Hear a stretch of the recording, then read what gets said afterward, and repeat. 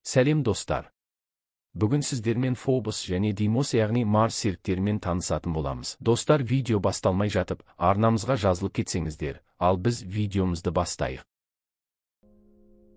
Марстың серіктері Фобос және Димос деп аталады. Олар өте кішкентай және пішіндері дұрыс емес, астероидтарға ұқсас. Бұл екі серікте Марстың тартылыс күшімен ұсталып қалған болуы мүмкін деп саналады. Фобос пен Димос Марсқа жақын орналасқандықтан, олар өте тез айналады. Әсіресе Фобос. Фобос Марстың айналасында тек 7-66 сағатта айналып шығады, ал Димос шамамен 33 сағатта.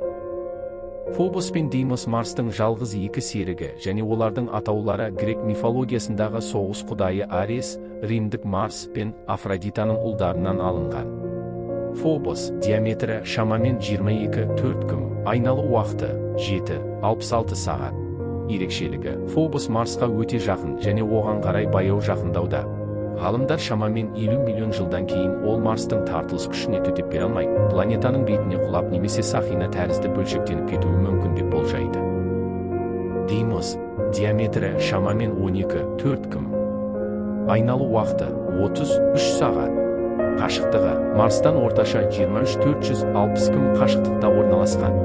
Ерекшелігі: Димос Фобосқа қарағанда Марсқа жақын емес және планетаның айналасында баяу қозғалады. Оның беті қалың шаң және шағын кратерлермен жабылған. Тағы да маңызды ақпараттар.